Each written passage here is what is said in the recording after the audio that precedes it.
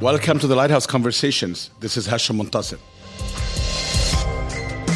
On today's episode, we're joined by Daneh Buahmad, who launched her own label, Daneh, nearly 10 years ago. Her designs are what she calls effortless chic, aimed at working with traditional and sometimes luxurious designs, but for the modern woman.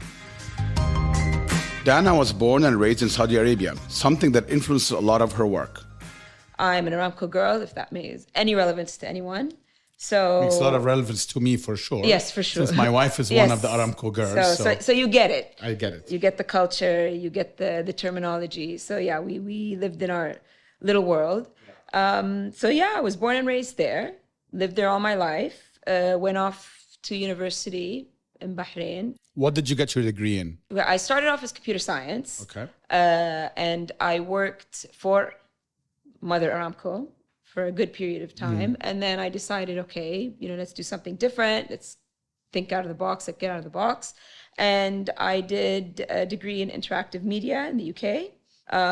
At the time, it was quite a bit of a... I wanted to keep it something creative, but still there had that technical aspect of it. And at the time, and I don't know whether it's a generational thing or whatever, we always feel obligated to stay within the things that we're used to doing or where the path we feel we need to go. So it was like, okay, computer science, but it has a little bit of creativity to it. So I think that's the path I chose. I did that. I went back to work for Aramco. And then when I was already exposed to that world, it was kind of hard for me to just settle back into what I was used to doing. So then I started looking for other opportunities. While in London, Daneh started taking some fashion courses as she continued her master's degree to see if it was a path she wanted to explore. And that helped her realize that what she wanted to do was to create. I wanted to stick to fashion. Okay. It was a really nice experience at the beginning when I was kind of toying with the idea of let me start something online, start a boutique, whatever, because it was just exploring the different brands out there and what's out there. And, and lots of brands that I actually was exposed to at the beginning. Just kind of doing through research and stuff. Now I've saw some of them, have gotten quite big. So, I always feel proud. I remember I saw these people. I follow these people, on, Shoreditch High Street, and I saw these people in whatever market, and now they're in Selfridges and all that. So that was interesting, but it's just part of my path and part of the journey that I took. But no, I felt it was rather than, when I would go, because, as a buyer yourself or as part of your business, you see different things, you expose it. Sure. But still, it was, okay, this is really interesting, but what can I do? Yes. And that's kind of how I fell into it, let's say. So by 2010, she started exploring creating her own fashion brand and leaning towards launching her own label a couple of years later. So it was a really small collection. It was very simple. It was mostly like jerseys and oversized T-shirts and, with a little bit of element to it. And I always considered, although it was, it was a nice collection, I thought. Sure. Totally different than what I do now. But also I take it was part of the learning experience. So I was like, okay, let me start small to figure this out as a business. Of course. Yeah. Were you inspired by any particular brand or style, or were you just like, was it the things that you wanted to wear that you didn't find in the market? One of the, I think, challenges is what's the starting point? Yes. Because, fashion is so vast. Well, look, I'll be honest with you. I don't even know if I should say this as a fashion designer, but I wanted to start with what was simple. Okay. I wanted to try with what was simple, what I could do that would be relevant, but I would get right. And I think that's been the key throughout my whole business, and I always want to get it right. So I didn't want to take this leap into something that I'm still not so familiar with. Yeah, I admit I was learning. I knew what I wanted to do, but I needed to get there. And whatever I wanted to produce or whatever I wanted the brand to offer, for me, it had to be offered well and it had to be made well. And I think that's always been my focus throughout. So quality control. Quality control is a big thing. Honestly, throughout the years, some people were like, okay, well, why make a big fuss? But that's always been my thing. And and that's what I stick to. So sometimes I kind of own things down because I like to get it right. And it's always quality over quantity for me. And then, okay, so you put out your first collection. Yes. Did you then just sort of send it to friends and ask for feedback? What was the process? I was really lucky because when I started the first collection, I was living in Riyadh at the time. And it was a very simple collection. And there was a woman that lived in the compound I lived in, and she actually had a fashion showroom. And it was, our kids went to the same school, and it was just, a very friendly relationship. Yeah. I didn't even know she had that business. She didn't know I was doing that. And then once it was just a coincidence, I was like, oh, it's great. I'll come by, I'll drink coffee, I'll see what you have. And she introduced me to someone who had a boutique, and which was one of the best boutiques in Riyadh. And I can still say that hands down. Amazing. And yani, it was, I was very lucky. And you started selling in that boutique? I started selling right that boutique exclusively in Riyadh. So I felt very fortunate. And I consider that a big milestone in my fashion journey, because I think if I started and got picked up by nobody, it would have been very frustrating for me, because I was just learning. It was just starting out. So that just getting that foot in, and I'm very grateful to this person, to this boutique. And then the focus was on women. This was something conscious, Yes. right? So you knew you wanted to design just primarily for women at the Yes. time. There's, as we of course all know, certain stereotypes that come with being Arab, certainly being Arab women, and especially being Saudi women. Was all of that coming in, or was that something you didn't really concern yourself with? Look, honestly, I think it was a subconscious thing, because it's who I am. And I always design for who I am, what I am, where I'm from, and the women that are like me in the world. Okay. But I think it does come out. It subconsciously definitely does, in the cuts, in the way it works. But I don't sit there consciously say, okay, this, and some people do this. This is not my process. Yes. And I say, okay, this collection, I'm going to focus on this region in Saudi, and I'm going to get inspired by that, or I'm going to do. It's normally, and I thought about this a lot. It's normally a memory that I would have. Interesting. It would be a memory that I'd have, something that was registered in my head, an experience or a situation I've been in where I didn't have anything appropriate to wear. These kind of things. It's movement, it's mobility, but there is that influence for sure, and it has to be. Sure. Well, what's going to differ? Yeah, there's have to be differentiation. Right? Yeah, from everyone else, but it's not in such a madrus, studied, structured way. That's my process. A lot of it is just me remembering how. I'll go back to Aramco, for example. We lived in a bit of a bubble, and back then, everyone kind of dressed the same, and our mothers bought the same thing for all of us, and the mothers were friends, and we were friends. So it was always we went outside the gates, let's say, and we went downtown where where I'd see my aunts and I'd visit my uncles, and we'd actually go to the souk and all of that. And it sounds very ironic that I'm Saudi and I'm speaking like I'm an expat, but it was kind of like that when we were kids. And it just felt so glamorous and glorious. So this is, we wanted to kind of add something different. And I realized as I got older, that stuck with me. Mm. And there's certain things that I just try to bring back. And right now where I am, I'm always bringing back things that were relevant to me in my life. Maybe later I'll be expanding to other regions of Saudi, exploring this and exploring that. But what initially starts is just like a trigger, something that triggers. And then I have a WhatsApp group with a very tight group of friends that we sometimes, I just say, do you remember this? What did that mean? And then it could end up in a very frivolous conversation of us trying to translate what it meant at the time. But it's not really frivolous because we're interpreting what it meant to us. And then, the conversation usually ends up as, okay, we need to look this up just to kind of figure it out. So we ask our mothers, we look at books, but, what was this for and why did we do that? And so there's certain things that were very relevant to my life and what I used to see that I interpret very subtly in what I do. There's a historical context that you feel it comes in. It's very subtle, That's some people may see it, some people may not. And maybe that's what I'm trying to get out, because I would like to be for the worldly woman, because I do focus on women, and it's all about how they feel and how they move and their confidence. But I have my story. So to see that crossover and not be so obvious that a woman would have to look from another part of the world, have to look completely eccentric to wear what I make. That's kind of where I am.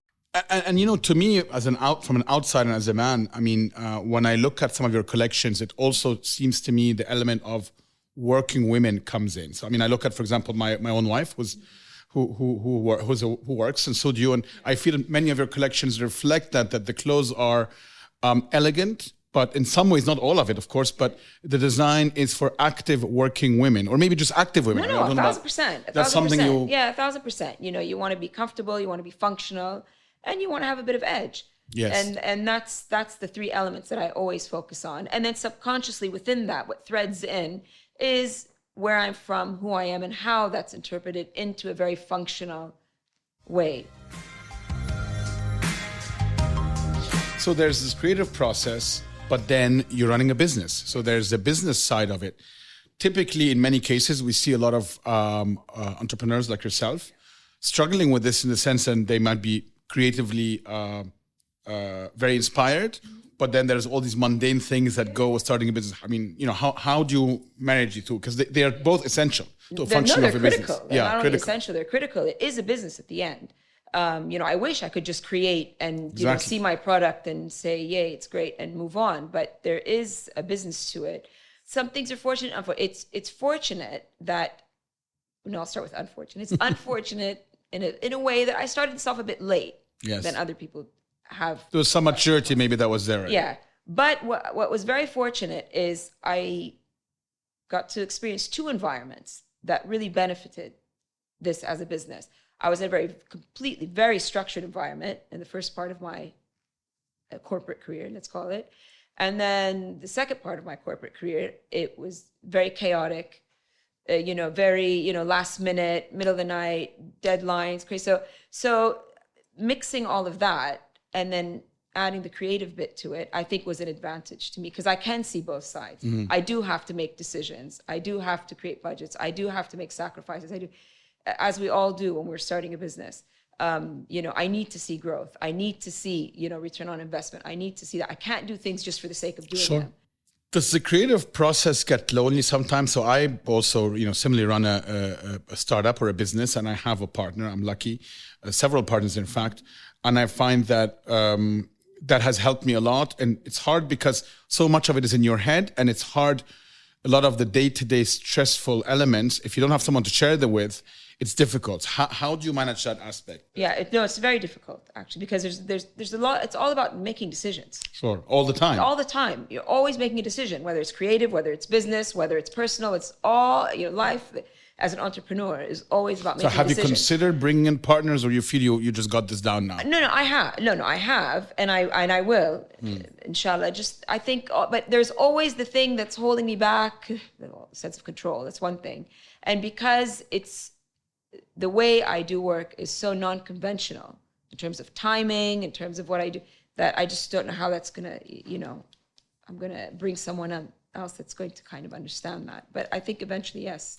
If you would bring someone in, would it be, I'm just out of curiosity, more to fill gaps that you feel, complement you? Or, so for example, I look at, my partners and I feel that we complement each other in the sense that my interests are slightly different than theirs. And then as a whole, it makes for a stronger business. I think if I had someone very similar to me, it would be challenging because we'd kind of double up. But for some people, it works really well. So, I mean, when you think of, would it be sort of, well, I have this, let's say, strong creative process, but I maybe need more help on the operational side. Let me bring more of an ops person. I mean, is that how you think about it? Yeah, definitely. Definitely. It's ops. It's someone to complement, as you said. It's someone to help to kind of just bounce ideas off of and make decisions, because sometimes as a creative, even if an item might not work, you love it so much that I'm going to do it anyway. You're too close to it. Yeah, I'm going to do it anyway. I'm going to do this season, but I think there needs to be something other than my inner voice saying, let's do something else. This worked last time, let's build on that, rather than just, doing my dream pieces. So I do that every season. I'd have something that I spend so much time on that I know eventually it's not going to be the seller. It's going to be the thing that's really nice to look at. So yeah, just small things like this, I think. We'll be right back. Hi guys, this is Hashim, and I wanted to share a little bit about The Lighthouse from where we bring you this new podcast. The Lighthouse is a restaurant, gifting store, and activation space, all rolled into one. And our aim is to bring together creatives from around the region to share a meal, a cup of coffee, or simply hang out. From time to time, we'll be sharing some information about what we have going on, a little nugget about the food, our gifting items, or an event we are hosting. So if you're ever in the Design District, do swing by and say hi, and make sure to follow us on Instagram at thelighthouse_AE. Welcome back. I'm Hashim Montasser, and you're listening to the Lighthouse Conversations with our guest, Daneh Buahmad. Daneh talks about having 3 careers: her full-time media role, her design label, and being a mother. And I wondered if this is something she intends to change. You know, many people are like, oh, they think I do this on this side or I don't do this on this side. I'm like, no, I don't do anything on the side. I do everything 100%. I have a career. They're all 3, you know, I give, but it's all about prioritizing.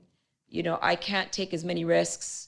I have to make some sacrifices. Before I take part in anything that's new, it has to be thought of 1,000 times. Yes, and it involves travel and logistics. It involves so many things. So I would like to have the luxury to just jump in it and you know, be the risk taker. But because I have a lot of factors to juggle, and so, you know, I have to be a little bit more strategic, let's say. Just from my own personal experience. So I was someone, as you well know, that was a banker for a long time. I used to work within a company. When I started thinking about the Lighthouse and doing something different, for about a year, it was in my head.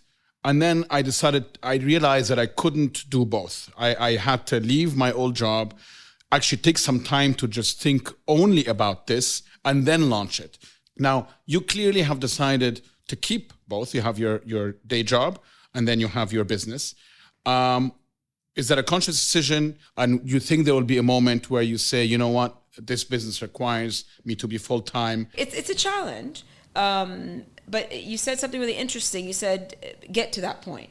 Now, the business has grown very organically. So it's been slow pace and it's been organic. So it wasn't like I need to jump into this to do that.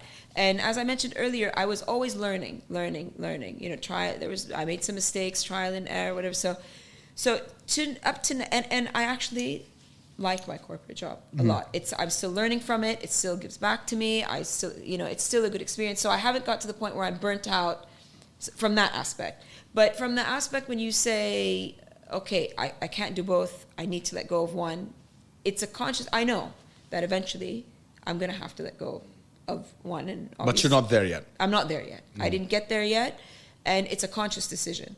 So, you know, as we mentioned earlier, there's some things that I have to sacrifice, and some of the sacrifices is growth, but I'm not there yet. And I think once I get to the point, then I'll be able to make a decision on what it is. And I think many people who have to make that decision, from my experience, people I spoke to, they were having a lot of challenges in the corporate arena, you know. But so, you know, so far it's been rewarding on both levels. And some people say you can't do it. Well, I can, and I did, you know. And like I said, it just comes back to prioritizing and sacrificing.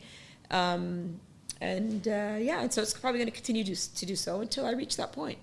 I think the whole message is, some people feel a little bit of pressure to do certain things. And I think I kind of came to the realization, and I don't have to. Well, honestly, you know, and I didn't say this, I don't know if you want to add this, but Tara, it's an outlet for my frustration also. Because when I'm having a very difficult time at work, and you might know this as well, when you think about it, you're like, fuck, this is it? You know? So when I know that there's you know, I have something else that's growing and it's going to be there for me, and, you know, whether it's kicked off in a, you know, the amazing way it should be or hasn't, that's my me time. So you brought up the fact that you're a mother. So your son grew up in that environment, having obviously, I think, a great role model of a mother that obviously, as you said, has 2 jobs essentially. If you add him, that's the third job. How did you manage that? And I mean, did you try to make time for him? There are things that are separate, or do you sort of bring him up in your world and you feel that he's learning that way? Because all of us as parents... No, he's been dragged around a lot. Yeah, well, we all have done that. Yeah, he's been dragged out a lot of fairs, lots of factories, lots of, you know, retailers, all that. I mean, he looks bored, but but I think now that he's older, and, you know, this might kind of apply to your kids, although your kids are very curious and interested, I feel it registered. Yes. And he asks questions, and he knows that there's certain things that are attainable to him that he can do because of what he's experienced with me and what he's seen. So it's not such a mystery to him. Even now, you know, if I'm stuck with something, he would suggest, why don't you do this? Why don't you do that? Even if it's going to take more time from me, or for me to be away more. And even sometimes I have trips. And, you know, now he's 17. I actually discussed it with him. I was like, you know, this came up. I don't know. What do you think? And he's like, go. You know, so we don't have that, you know, I just want you to myself and that's it. He gets it. And it's nice. I think some of our listeners, many of them hopefully are aspiring entrepreneurs. And what has been the biggest challenge in that sense from a purely business perspective? What is something that you feel that, you may have overcome, but it's not been easy? Name two or three, just out of... No, it's very difficult. On the creative side, you want to do so much. I want to do this, and I want to do that, and I want to incorporate. But at the end, I want to do this embroidery. I want to use this kind of fabric. I want to use thousands of fabrics. But at the end, you really need to kind of make sacrifices, cut it down, hone it down, because it has to make sense as a cost. Yes. As a price point, you mean? As a price point, as manufacturing cost. And then, for example, my brand, I have a certain price that I never want it to exceed because I want it to be attainable. So that's my goal. Other people have different goals. So it's always trying to manage that. And where do you source your materials from? At the moment, Turkey. Okay. Turkey. I'm Turkey, a little bit from Italy, but I'm always. So I would imagine that's the largest driver of your cost, right? Well, I started the whole manufacturing process in Turkey. Okay. So it was now I'm kind of bringing it back here, but all my fabrics I still import. Okay. And that is a big cost. Yes. I mean, even shipping is a cost. These small things that you have to really think of are actually big in your... And then you bring them, because you sell in a multiple of retailers, right? There's a number of boutiques you sell in. Mm-hmm. And then you sell online as well? I sell online as well. So just so we understand the process. So does everything come here to you and then it gets dispersed? Yes, it does. Okay. Yeah. So everything comes to you, you sort of do a quality check, and then you send various items to those different... Yes, based on their orders, based on their selections, based on the agreement between us. Sometimes I know the aesthetic of the shop I suggest. Sometimes, if they buy what they want. So that's pretty much the process in terms of... And how has your experience been with e-commerce, which is obviously a big driving force everywhere, but also a struggle for many, especially smaller designers, because you need a big budget and it's become very difficult to break through the noise on social media. How do you deal with that part? Well, again, it's a mix between two. I'm in stores, sure, and then online, honestly, is where I'm going. Yes, which is where I want to, what we want to grow. So it's, but do you manage that part yourself? I have people, that help me out with that. But the online is, it's a challenge. And it's a direct channel? Is it your website? Is it your Instagram account? I have both. I have website, direct from the website, and then I sell via other... e-tailers. Okay. Yeah, I mean, so people that are just purely e-commerce brands, right? No, platforms. Platforms, that's what I mean, yeah. Different platforms. I sell through personal shoppers as well. Okay. So that's that, and that's pretty much been the way to go. So one of the things we think about a lot is, and even our business here at the Lighthouse, is for a lot of people, the experience is still important. They want to, sometimes meet the designer, but certainly come try different things out. This works, this doesn't.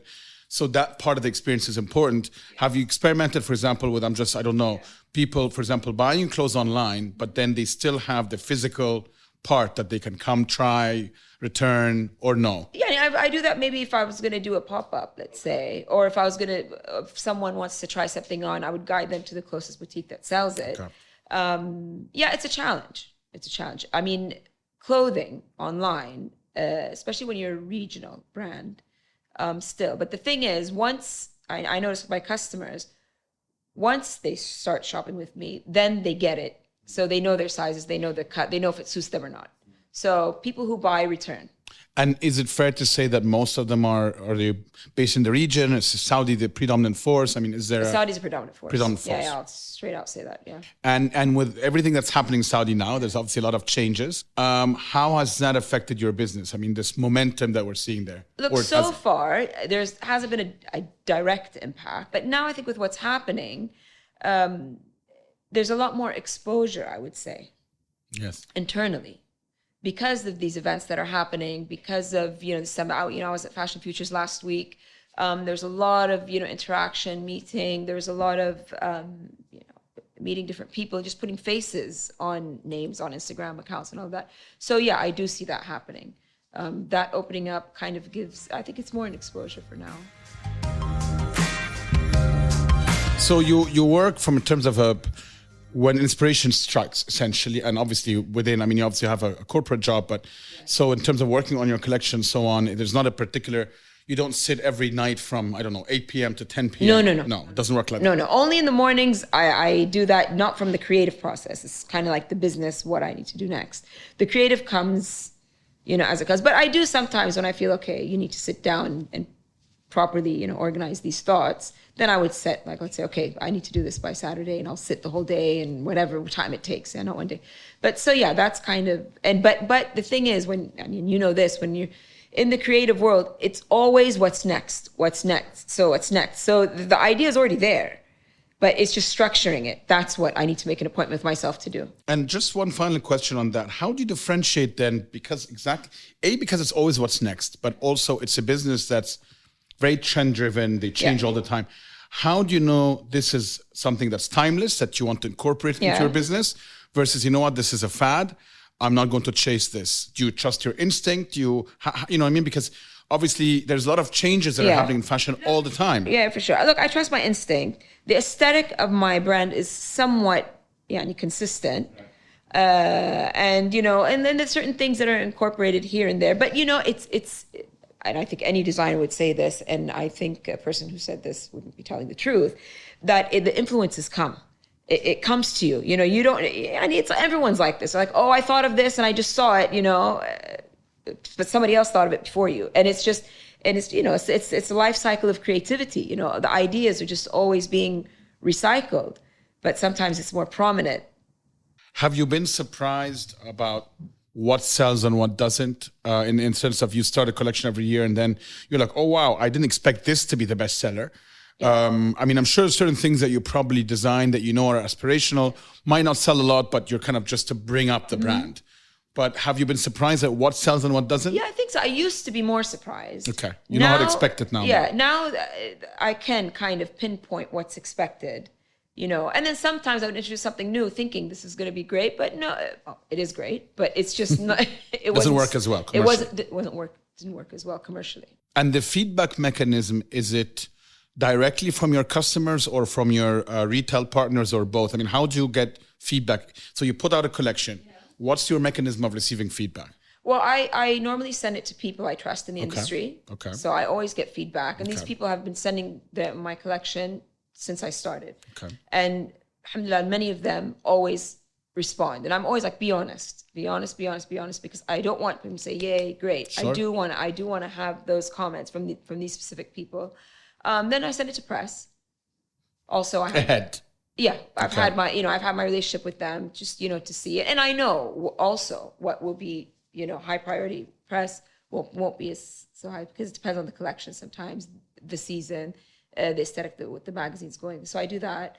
And then I have a few close friends. But that's before actually the collection's out. There's a few close friends that when I'm unsure, You'd send them pizza and say, take a look. I'd say, what do you think? Tell me what you... And also, as far as how functional it is, I would wear it around before it becomes anything. Okay, interesting. Yeah, I would wear it around. I would get feedback. I just kind of, test the waters and just, see who says what and how I feel in it as well. Is there any differentiation between your, let's say, regional customers and maybe non-regional people from outside of the region? Has that been something you've looked at? Well, it's an interesting question because there's certain things that any non-regional customers would buy that a regional one would. But what attracts overall, the key pieces are relevant to everyone. Okay. Because when it's something regional, it's something that they relate to, it's something that they know.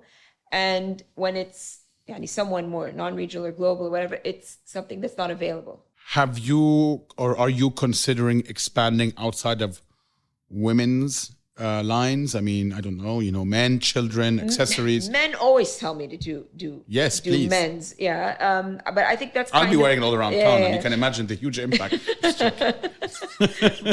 my very own influences. Yeah, exactly. I started off, younger girls is what I wanted to get into. Okay, interesting. I did do a capsule collection just to test the waters with that. And I think I'm going to get into a bit of accessories, but fabric oriented. Okay.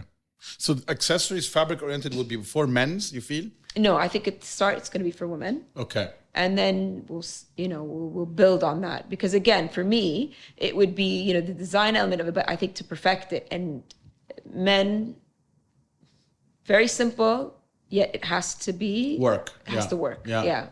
Do you feel that that's a mindset, being a woman, do you feel that is constraining in the way you think about this, or maybe the opposite, maybe liberating? Because obviously being a woman, as you said earlier, one of your testing grounds is wearing your own collections. Now, you'll not be able to do that.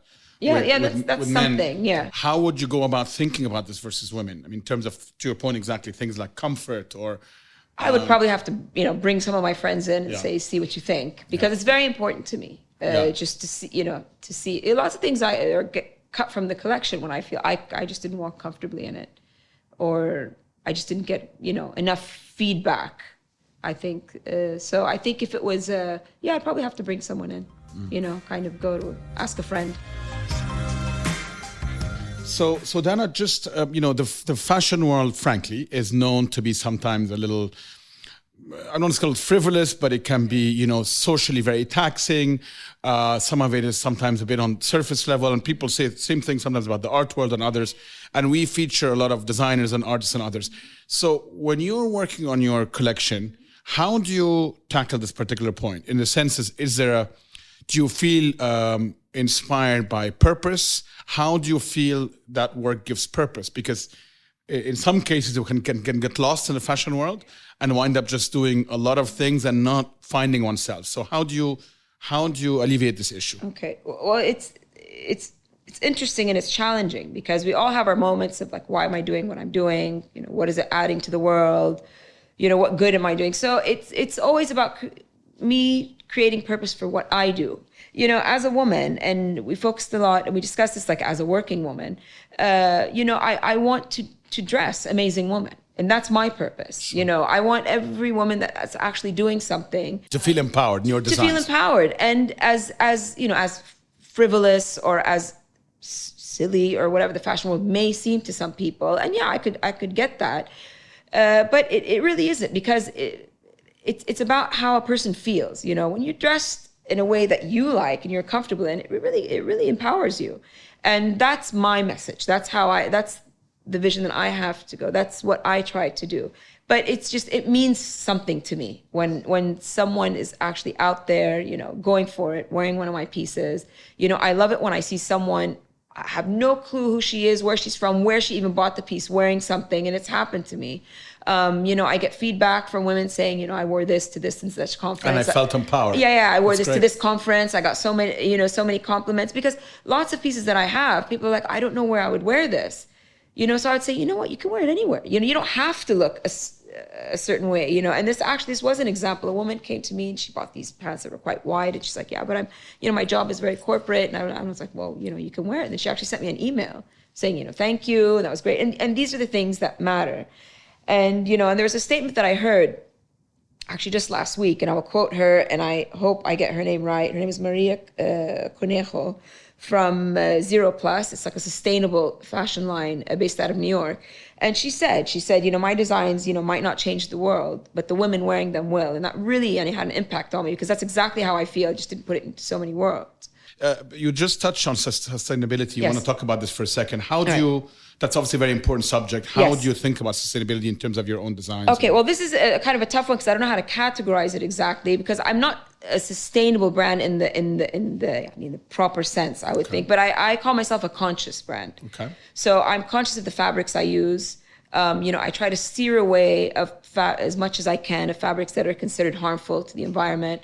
I like to, when I'm working out of Turkey, I source from family-owned businesses. For me, it's a very conscious, not like I just send it off. I don't know who's doing it, where they're doing it, in what circumstances, and then I get things back. So, and it costs me more to work that way. It does. And lots of people come to me and say, why don't you do it in China? And why don't you do it here? Sure. And I'm like, well, I can, but that'll mean I'm not sure where it's being produced, how it's being produced. And I know a lot of items are going to be thrown out because they create so much abundance that it's just so easy for them to throw things out until they get it right. So the process takes longer for me. And it might cost me more, but it's just, I know the ins and outs of what I'm doing. And, and I know we're keeping each other in business. Sure. you know, and so that's my conscious contribution to all of that. And that becomes part of your purpose, I would imagine. It becomes part of my purpose. And you know, things that I design that people buy, I would hope that they would, you know, still be wearing next year and the year after and the year after. So it's not something that they would just dump. Well, before we wrap up, I think some of our listeners are going to be interested in this, because since you have 2 jobs plus a third job, as you said, as a mother, there's not enough hours in the day for all of this. So walk us through your routine. When do you wake up? How do you structure your day? How do you, within all of that, find me time? How do you embed that? Is that a conscious decision? Do you just run in the bathroom, lock yourself in, and spend half an hour? I mean, how do you manage? Well, I'm an early riser. Okay. And, you know, since my son was born, I wake up with him. So, you know, I'm 5:30, I'm up. Okay. And so my day starts quite early. My sleeping patterns are a bit odd. So I can sleep and then get up and then start working in the middle of the night. I can stay up late. So yeah, I mean, that's not the best advice. People shouldn't be doing that, but that's just what works for me. That's how I do it. And then obviously being my son, he's an only child and it's only him and I. So it gives me kind of leeway there, you know, and he's very supportive. I'm very supportive. Me time is a tough one, you know, because I'm always squeezing me time into certain things. I mean, even seeing friends, you know, even the other day, I was just like near your house. I was like, hey, you know, let's have a little bit of us time, you know, for like, you know, 10 minutes. So it's different. But normally it's Friday. I think that's the day that, because, you know, my guys aren't working, son's out of school, things are slowed down. So that's what would be it. It's time for me to catch up on things, but it's kind of at my own pace. So yeah, me time is a tough one, but it's okay. You know, it's not something I'm struggling with. I personally feel when I see Daneh's designs and women wearing them that they exude a certain amount of confidence, and I'm looking forward to her exploring a men's line. If you'd like to know more or take a closer look at her designs, please visit Daneh's website, danehdesign.com, or find it on Instagram at danehdesign. Thanks for tuning into this episode of The Lighthouse Conversations. You can listen to all our episodes for free in Apple Podcasts, Spotify, and Ghami, or wherever you get your podcast. If you enjoyed this episode, we'd love to hear from you. You can drop us a review or reach out on Instagram at @thelighthouse_AE. We'll see you in 2 weeks.